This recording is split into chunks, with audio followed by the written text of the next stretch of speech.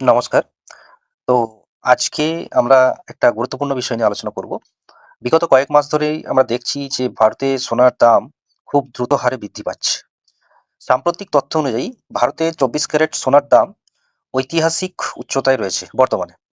তবে এর যে শুরু সেটা কোভিড-19 এর সময় থেকেই সোনার দাম কিছুটা বৃদ্ধি পায় এবং পরে ২০২১-২২ সাল নাগাদ সোনার দাম কিছুটা স্থিতিশীল থাকলেও ২০২৩ সাল থেকে সোনার দাম কিছুটা মানে দ্রুত হারে বৃদ্ধি পাচ্ছে এবং আমরা যদি একদম সাম্প্রতিক ডেটা দেখি তো দেখা যাবে যে ২০২৫ সালের শেষের দিক থেকে ২০২৬ সালে এই পর্যন্ত সোনার দাম কিন্তু খুব দ্রুত হারে বৃদ্ধি পেয়েছে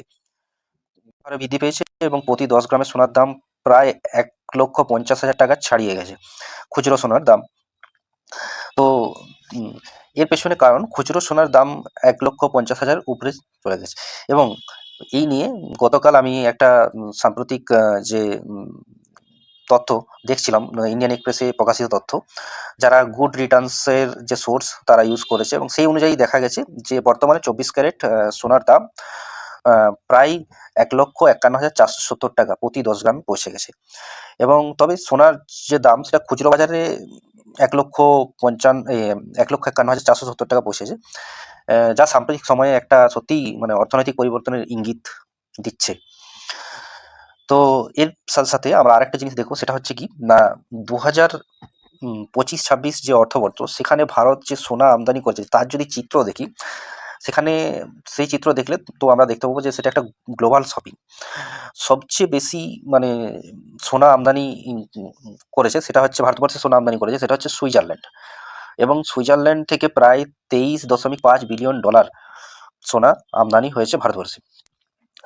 এর কারণ হচ্ছে কি না সুইজারল্যান্ড হলো একটা বিশ্ববিখ্যাত গোল্ড রিফাইনিং হাব, যেখানে কাঁচা সোনা চকচকে হয়ে বাইরের দেশে এক্সপোর্ট করা হয়। দ্বিতীয় স্থানে রয়েছে আমাদের ইউনাইটেড আরব এমিরেটস, যারা $11.04 বিলিয়ন এর সোনা ভারতবর্ষে আমদানি করেছে, যেখানে দুবাই হচ্ছে একটা বড় গোল্ড ট্রেডিং সেন্টার এবং ইন্ডিয়া ইউএই যে ট্রেড ডিল এর কারণে আমদানি সহজ এবং সস্তা হয়েছে।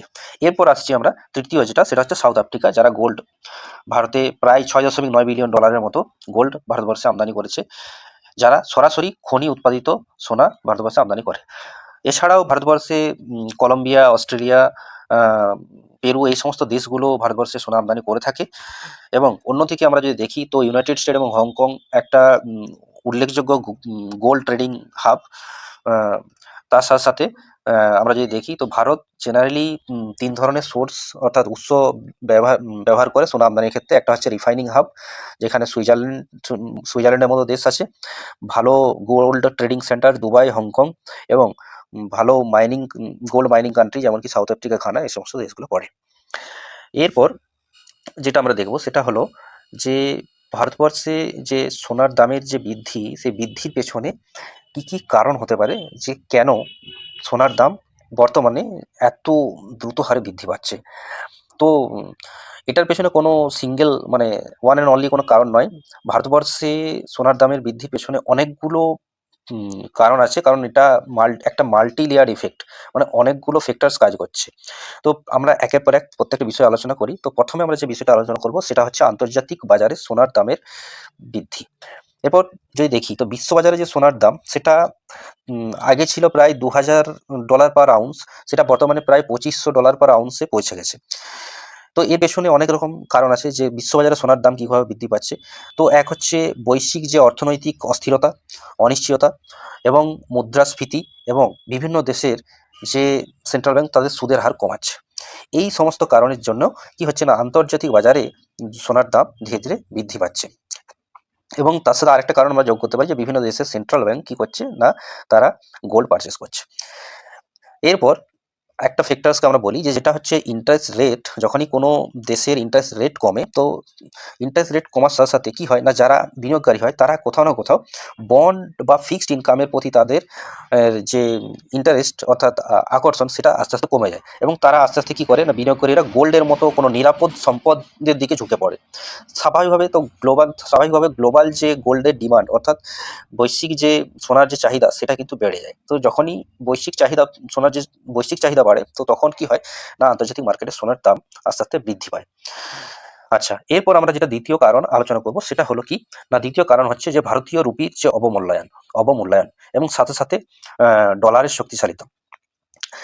এটার পেছনে কারণ হচ্ছে যে ভারত যখন বাইরের দেশ থেকে সোনা আমদানি করে, তো ভারতকে কি করতে হয় না, ডলারে পেমেন্ট করতে হয়।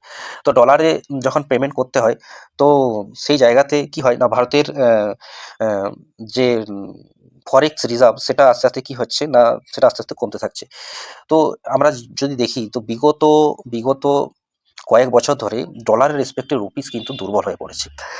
আগে এক ডলার মানে আগে এক ডলার মানে প্রায় ৮০-৮২ টাকার মতো ছিল। বর্তমানে সেই এক ডলারের যে মূল্য সেটা কিন্তু ৯৩ টাকা পৌঁছে গেছে। তো স্বাভাবিকভাবে যে আগে এক ডলার পারচেস করতে ভারতকে ৮০ টাকা দিতে হতো, এখন সেটা ৯৩ টাকা দিতে হচ্ছে। তো সেই জায়গাতে আমরা এটা বলতে পারি যে ডলারের শক্তিশালীতা এবং রুপির অবমূল্যায়নের কারণে কি হচ্ছে না, রুপির অবমূল্যায়নের কারণে যে দুটো ইফেক্ট একসাথে কাজ করছে। একটা হচ্ছে গ্লোবাল প্রাইস, সাথে সাথে কি হচ্ছে না, কারেন্সি ইফেক্ট। বর্তমানে কি হচ্ছে না, ওই গোল্ডের আগে যে গোল্ড কিনতো সেই গোল্ড কেনার জন্য যে রুপিস দিতে হতো, মানে টাকা দিতে হতো, যে পরিমাণ টাকা দিতে হতো, এখন সেই পরিমাণ গোল্ড কিনতেই বেশি টাকা দিতে হচ্ছে। অর্থাৎ ডলারের শক্তিশালীতা আর রুপির অবমূল্যায়নের কারণে ভারতে যে সোনার দাম সেটা কিছুটা ধীরে ধীরে বৃদ্ধি পাচ্ছে। এটা একটা অন্যতম একটা ফ্যাক্টরস। আচ্ছা, এরপর আমরা যাব সেটা হচ্ছে ৩ নম্বর যে কারণ সেটা হচ্ছে কি না, বিভিন্ন দেশের যে কেন্দ্রীয় ব্যাংকগুলো আছে, অর্থাৎ সেন্ট্রাল ব্যাংকগুলো যেগুলো আছে, তারা কি করছে না, তারা আস্তে আস্তে না গোল্ড পারচেস করতে শুরু করছে। মানে তাদেরকে কি করতে হয় না, তাদেরকে ফরেক্স রিজার্ভ, যে ফরেন এক্সচেঞ্জের রিজার্ভ মেনটেন করতে হয়। তো ফরেন এক্সচেঞ্জ রিজার্ভ মেনটেন করার জন্য ধীরে ধীরে তারা কি করছে না, তারা গোল্ড পারচেস শুরু করছে। বর্তমানে আমরা যদি ওয়ার্ল্ড গোল্ড কাউন্সিলের যে রিপোর্ট, সেই রিপোর্ট যদি দেখি, তো বর্তমানে গোল্ড পারচেসিং সব থেকে শীর্ষে পৌঁছে গেছে। চায়না, রাশিয়া, টার্কি, ইন্ডিয়ার মতো দেশ, তারা কি করছে, তাদের ফরেক্স রিজার্ভকে, ফরেন এক্সচেঞ্জ রিজার্ভকে ডাইভার্সিফাই করার জন্য তারা আস্তে আস্তে সোনা কিনছে। তো স্বাভাবিক ব্যাপার, যখনই তারা দেশের বিভিন্ন দেশের সেন্ট্রাল ব্যাংক, অর্থাৎ কেন্দ্রীয় ব্যাংকগুলো, রিজার্ভ ব্যাংকের মতো ব্যাংকগুলো যারা সোনার ডিমান্ড করছে, তো স্বাভাবিক ব্যাপার যে বিশ্ববাজারে সোনার চাহিদা বাড়ছে এবং স্বাভাবিক ব্যাপার যে সোনার দামের ঊর্ধ্বমুখিতা ধীরে ধীরে বাড়ছে। আচ্ছা, এর পেছনে আরো কারণ আছে যে বিভিন্ন দেশের যে সেন্ট্রাল ব্যাংক, কেন্দ্রীয় ব্যাংক, তারা কেন সোনা কিনছে। এক হচ্ছে এর পেছনে কারণ হচ্ছে ডলারের উপর যে নির্ভরতা সেটাকে কমিয়ে দেওয়ার জন্য। ২ নাম্বার হচ্ছে গোল্ড হলো একটা সেফ রিজার্ভ, এবং বিভিন্ন রকম জিওপলিটিক্যাল যে অস্থিরতা, এগুলো হচ্ছে মেন কারণ যে বিভিন্ন দেশের সেন্ট্রাল ব্যাংকগুলো গোল্ডের যে চাহিদা সেটা বাড়ছে এই কারণে। আচ্ছা, ৪ নম্বর যে কারণটা আমরা আলোচনা করব সেটা হচ্ছে কি না, জিওপলিটিক্যাল অস্থিরতা। অর্থাৎ বিভিন্ন, বর্তমানে আমরা যদি দেখি তো বিভিন্ন দেশে দেশে যেমন কি আমরা দেখে আসছি যে রাশিয়া ইউক্রেনের যুদ্ধ, মধ্যপ্রাচ্যের যে সংঘাত, যেখানে আমরা দেখছি ইসরায়েল, ইরান এবং আমেরিকা যেখানে ইনভলভ হয়ে পড়েছে। তো বিভিন্ন কারণে বিশ্ব অর্থনীতিতে যে অনিশ্চয়তা বেড়েছে, এবং তার আগে আমরা কোভিড-১৯ মতো প্যান্ডেমিক বা মহামারীকে পাস করে এসেছি। তো এই সমস্ত কারণে বিশ্বের যে অর্থনীতি সেটা, বিশ্ব অর্থনীতিতে বিভিন্ন রকম অনিশ্চয়তা বেড়ে গেছে, এবং এই ধরনের পরিস্থিতিতে বিনিয়োগকারীরা কোনো ঝুঁকিপূর্ণ অ্যাসেটে, অর্থাৎ যেমন কি স্টক, ক্রিপ্টো, এইসব থেকে তারা কি করছে না, তারা সরে আসছে, তারা এইসব জায়গাতে বিনিয়োগ করতে চাচ্ছে না। তারা কি করছে, তারা একটা সেফ হ্যাভেন, অর্থাৎ মানে একদম নিরাপদ যে সম্পদ তার উপর ইনভেস্ট করছে, সেটা হচ্ছে গোল্ড। তো স্বাভাবিক ব্যাপার, গোল্ড বিনিয়োগকারীরাও যদি গোল্ডের উপর ডিমান্ড বেশি করে, মানে তাদের যদি গোল্ডের চাহিদা বেশি থাকে, তো স্বাভাবিক হঠাৎ স্বাভাবিকভাবেই যে গোল্ডের দাম, অর্থাৎ সোনার দাম বৃদ্ধি পাবে। আচ্ছা, ৫ নম্বর যে কারণ সেটা হলো কি না, ভারতের আভ্যন্তরীণ চাহিদা। আমরা প্রাচীন যুগ থেকেই দেখে আসছি ভারতে গোল্ড আমদানি করা একটা উম রীতি চলে আসছে। ভারতীয় যে একটা কালচারাল অ্যাসেট ধরা হয় গোল্ডকে। সোনা শুধুমাত্র একটা বিনিয়োগ নয়, ভারতের ক্ষেত্রে এটা একটা সাংস্কৃতিক সম্পদ, অর্থাৎ কালচারাল অ্যাসেট। আমরা দেখেছি যে বিয়ের মরশুমে, বিভিন্ন উৎসবে, যেমন কি ধনতেরাস, দীপাবলি, অক্ষয় তৃতীয়া, এই সময় মানুষ বেশি করে সোনা কেনে, গোল্ড পারচেস করে, এবং বিভিন্ন সামাজিক প্রথার কারণে ভারতবর্ষে গোল্ডের ডিমান্ড বেড়ে যায়। এরপর তার সাথে যদি আন্তর্জাতিক প্রভাব, সেই দুটো যোগ মানে আন্তর্জাতিক প্রভাব এবং দেশীয় আভ্যন্তরীণ যে চাহিদা দুটোই যখন যোগ হয়, তো সেই ক্ষেত্রে কি হয় না, দেশে যে সোনার দাম সেটা কিন্তু স্বাভাবিকভাবে খুব দ্রুততার সহিত বৃদ্ধি পায়। তাহলে একটা, এই ক্ষেত্রে আমাদের মনে রাখতে হবে যে দেশের আভ্যন্তরীণ চাহিদাটাও কিন্তু খুবই গুরুত্বপূর্ণ। আচ্ছা, এ বাদেও আরেকটা জিনিস আছে, সেটা হচ্ছে পয়েন্ট ৬, সেটা হচ্ছে কি না, গোল্ডের উপর যে আমদানি শুল্ক অর্থাৎ ইম্পোর্ট ডিউটি এবং জিএসটি এবং মেকিং চার্জ, এই সমস্ত যোগ করে অর্থাৎ আমরা যদি দেখি ভারতের সোনার উপর ইম্পোর্ট ডিউটি প্রায় 12.5% এবং তার সাথে সেস যোগ করা হয়। সেস যোগ করলে এবং ইফেক্টিভ যে ট্যাক্সটা দাঁড়ায় সেটা হচ্ছে 15% এবং জিএসটি 3%, এবং এর সাথে যদি মেকিং চার্জ যোগ করা হয়, ফলে আন্তর্জাতিক বাজারে সামান্য দাম বাড়লেও বাজারে যে খুচরো সোনার দাম সেটা কিন্তু অনেকটাই প্রভাবিত হয়। তো এটা হলো আমাদের 6 নম্বর কারণ। এবং 7 নম্বর কারণ হলো কি না, বিনিয়োগকারী যারা থাকে, যারা বিনিয়োগ করে, ইনভেস্ট করে, তো তাদের ক্ষেত্রে তাদের যে টেন্ডেন্সি অর্থাৎ প্রবণতা, তাদের টেন্ডেন্সি কিন্তু পরিবর্তিত হচ্ছে, মানে চেঞ্জ হচ্ছে। বর্তমানে অনেক অনেক বিনিয়োগকারী স্টক মার্কেট ভোলাটিলিটি অর্থাৎ শেয়ার বাজারের যে ওঠাপড়া খুব ফ্রিকোয়েন্টলি হচ্ছে, মানে খুব তাড়াতাড়ি শেয়ার মার্কেটের যে ভোলাটিলিটি চলছে বা উঠছে নামছে, এইসব কারণের জন্য কি করছে তারা আস্তে আস্তে কি হচ্ছে না, স্টকে ইনভেস্টমেন্ট কম করছে, তারা gold, ETF, digital gold, physical গোল্ডের বিনিয়োগ বেশি করছে। এই নতুন ধরনের ডিমান্ড, স্বাভাবিক ব্যাপার যে এই নতুন ধরনের ডিমান্ড ভারতীয় বাজারে কি করছে না, আস্তে আস্তে করে ভারতীয় তথা বিশ্ব বাজারে গোল্ডের যে দাম সেটা ধীরে ধীরে বৃদ্ধি পাচ্ছে। তো সার্বিকভাবে এটা বলা যেতে পারে যে ভারতে দামের বৃদ্ধি একটা কোনো সিঙ্গেল কারণ নয়, এটা একটা মাল্টি লেয়ার্ড ইফেক্ট, যেখানে গ্লোবাল যে প্রাইস ইনক্রিজ হয়েছে এবং সাথে সাথে অর্থাৎ আন্তর্জাতিক মার্কেটে সোনার দাম বাড়ছে।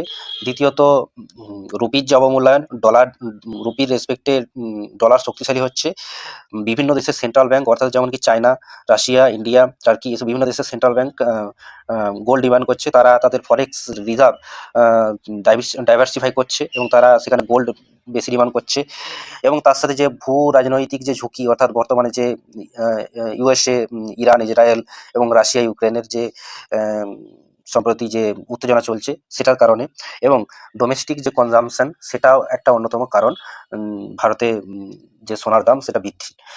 এই সমস্ত যে তথ্যগুলো আমি বললাম, এই সমস্ত তথ্যগুলোর পেছনে যে রেফারেন্স আমি ইউজ করেছি, মানে ব্যবহার করেছি, যে রেফারেন্সের ভিত্তিতে আমি আলোচনাটা আজকে করলাম, সেটা হলো world gold council gold demand trends 2025-26, Indian bullion and jewellery association IBJA daily gold rates, multi commodity exchange of India MCX gold feature data, আর রিজার্ভ ব্যাঙ্ক অফ ইন্ডিয়ার এক্সচেঞ্জ রেট স্ট্যাটিস্টিক্স, এবং IMF অ্যান্ড ওয়ার্ল্ড ব্যাংকের যে